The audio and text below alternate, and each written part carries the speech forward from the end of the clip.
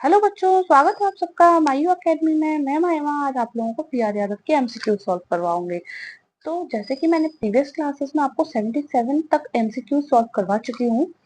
तो जो अगर जिन बच्चों ने नहीं देखी है प्रीवियस क्लासेस, तो एक बार जाके उनको देख लीजिए, वो आपके लिए बहुत ज्यादा हेल्पफुल रहेंगी। तो बिना टाइम गवाए हम लोग अपनी क्लास पर वापस लौटेंगे। 78 क्वेश्चन से हम लोग शुरू करते हैं। ठीक है, तो आज हम लोग सेल डिवीजन के बारे में पढ़ेंगे। फर्स्ट क्वेश्चन क्या है? Mitosis is the condition of. Mitosis कैसी कंडीशन होती है? Cell breakdown, cell division without reduction, cell death और cell division with half chromosome. Answer इसका होगा सेल डिवीजन विदाउट रिडक्शन। ठीक है, क्योंकि माइटोसिस किस कंडीशन पर काम करती है? Cell division without reduction. Cell divide तो होंगे लेकिन रिडक्ट नहीं होंगे। अब इससे एक बार एक्सप्लेनेशन देख लीजिए तो बेहतर समझ में आएगा। Mitosis is a type of a cell division. Mitosis इस तरीके की सेल डिवीजन करती है जैसे कि सोमेटिक सेल। सोमेटिक सेल्स का सारा डिवीजन करती है केवल गैमेट को छोड़कर, इन विच जिसमें क्या हो रहा है कि ईच डॉटर सेल, प्रत्येक डॉटर सेल क्या करती है? सेम नंबर के क्रोमोसोम कैरी करती है। ठीक है, जिसमें पेरेंट सेल होता है लेकिन रिडक्शन कुछ नहीं होता। और meiosis is a type of a cell division. Meiosis उस टाइप की सेल डिवीजन होती है जो प्रोड्यूस करती है गैमेट को। गैमेट कैसे? गैमेट जैसे कि एग और स्पर्म को। In which daughter cell contains, daughter cell क्या कंटेन कर रही है? Half the number of chromosome, आधे नंबर ऑफ क्रोमोसोम, जिन्हें हम लोग हैप्लॉइड या पेरेंट सेल भी बोलते हैं। तो ये वाला आंसर इसका बी जाएगा, सेल डिवीजन विदाउट रिडक्शन। तो नेक्स्ट क्वेश्चन देखते हैं हम लोग। 79th क्वेश्चन है ये पीआर यादव की बुक का। What is the correct sequence of mitosis? Options are telophase, anaphase, prophase, telophase, metaphase, anaphase, prophase, telophase, prophase, metaphase, anaphase, telophase and anaphase, prophase, metaphase और telophase। Answer क्या जाएगा? Prophase, metaphase, anaphase और telophase. मैं मुझे मालूम है ये सब बच्चों को आता होगा कि ये जब माइटोसिस डिवीजन होती है तो जो पहला ऑप्शन रहता है वो प्रोफेज का रहता है। प्रोफेज पहले आएगा, उसके बाद मेटाफेज होगी, उसके बाद एनाफेज होगी, फिर टीलोफेज होगी। सेल डिवीजन इसी सीक्वेंस में जो होते हैं डिवाइड किए जाते हैं। ठीक है, तो हम नेक्स्ट क्वेश्चन पर चलते हैं, 80th क्वेश्चन पे। 80th क्वेश्चन क्या कह रहा है? Which of the following cell of the body are in the almost constant mitosis? अब बताओ, इसका ऑप्शन ये है nerve cell, stomach cell, muscle cell और रीनल सेल। आंसर इसका होगा स्टमक सेल। क्यों होगा वो देखो एक बार। क्यों होगा? क्योंकि stomach cell of the body are in the almost constant. Stomach cell हमारी बॉडी की अधिकतर कैसी रहती है? कांस्टेंट रहती है। वो माइटोसिस करती है क्योंकि they are at risk for damage. क्योंकि जो स्टमक की जो सेल्स होती हैं वो हमेशा डैमेज की रिस्क पर रहती हैं। अब वो क्यों डैमेज की रिस्क पर रहती है? क्योंकि उसमें एक्सपोजर हो सकता है। अब क्यों एक्सपोजर होता है उसके अंदर? क्योंकि उसमें फूड भी होता है, एसिड्स भी होते हैं और एंजाइम भी होते हैं।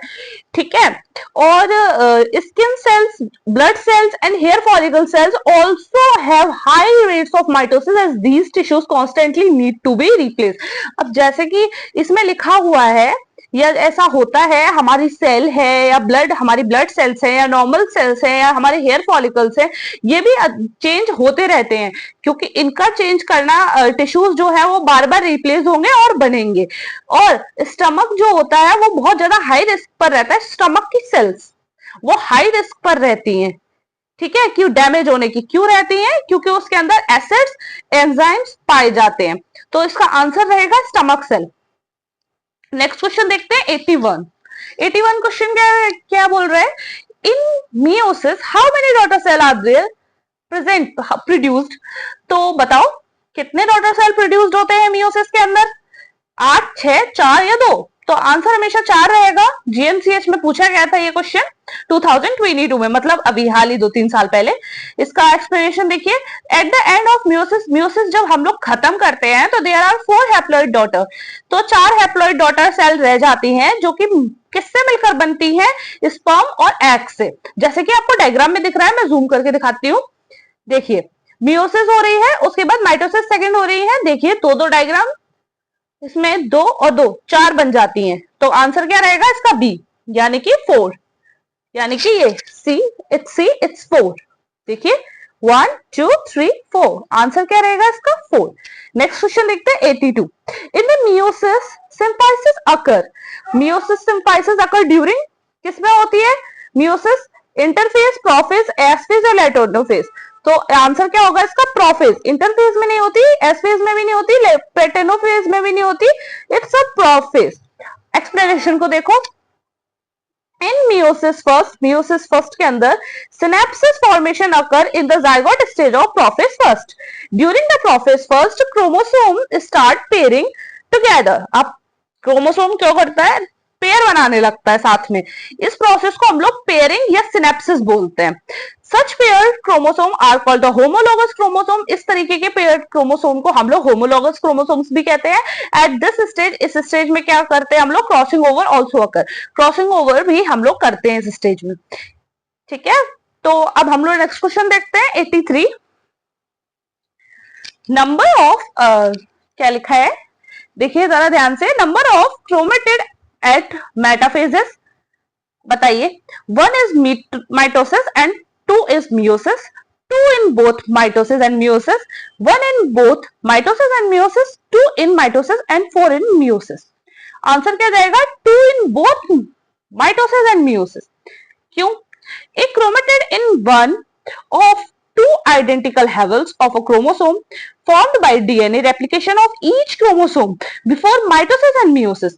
माइटोसिस और मियोसिस से पहले, माइटोसिस और मियोसिस क्रोमोसोम बनने से पहले डीएनए रेप्लिकेशन होता है।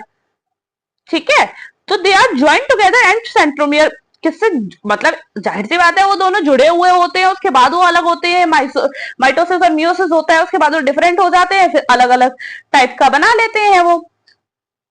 मेरा मतलब है अलग अलग टाइप की मियोसिस माइटोसिस कर देते हैं, उसके बाद में वो क्या बनाते हैं? सेल बना लेते हैं अपनी। They are joined together, the centromere separated at the end of the metaphase, then the new chromosome, यानी कि वो नया क्रोमोसोम बना लेते हैं। Migrate to the opposite pole or the cell of the anaphase। जब वो एनाफेज के पास जाते हैं तो नया क्रोमोसोम बना लेते हैं। माफ कीजिए, सेल नहीं, क्रोमोसोम बनाते हैं। ठीक है, 84 क्वेश्चन देखो। Chromosome abnormality by an error in the nuclear division where in a pair of a chromosome fail to separate and both are carried to one pole, resulting daughter cell contain an unequal number of chromosome occur by which of the following ways। अब बताओ क्या answer होगा इसका? Translocation होगा, inversion होगा, duplication होगा या non disjunction होगा? इसका आंसर होगा नॉन डिसजंक्शन। क्यों होगा इसका answer non disjunction? The failure of a pair of chromosome to separate during the meiosis allowing one daughter cell to have both chromosomes and other daughter cells does not receive any chromosome। अब दूसरे daughter cells क्या कर रही है? वो receive नहीं कर रही है दूसरे वाले क्रोमोसोम को। when this paired chromosome fertilized by other egg sperm, it is result is trisomy।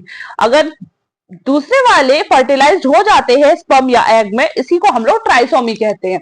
मतलब एक जीन पर 3 क्रोमोसोम का प्रेजेंट होना ही ट्राइसोमी कहलाता है। ठीक है, तो आज के लिए इतना ही। अब आगे नेक्स्ट क्लास में हम लोग बॉडी प्लेन के बारे में क्वेश्चंस यानी कि एमसीक्यू सॉल्व करेंगे। आज हम लोगों ने सेल डिवीजन के क्वेश्चन सॉल्व किए थे। अगर आप लोगों को सेल डिवीजन के नोट्स चाहिए तो पीडीएफ चाहिए तो आप लोग हमारे टेलीग्राम चैनल पर ज्वाइन हो जाइए। और अगर आपको इससे सेल डिवीजन, मसल्स या इससे रिलेटेड जो भी क्लासेस अगर आपको मेरे थ्रू पढ़ना है अच्छे से, मतलब थ्योरेटिकली अगर आपको मेरे से अच्छे से पढ़ना है विद नोट्स वीडियोस के थ्रू, तो आप प्लीज कमेंट सेक्शन में बताइए, हम आपकी पूरी तरीके से हेल्प करेंगे। अगर आपको हमारा चैनल पसंद आया होगा तो प्लीज लाइक कीजिए, सब्सक्राइब कीजिए, शेयर कीजिए जितना हो सके। हम लोग आपके लिए ही मेहनत करते हैं, तो प्लीज एक बार चैनल को लाइक, सब्सक्राइब एंड शेयर कीजिए। Thank you all.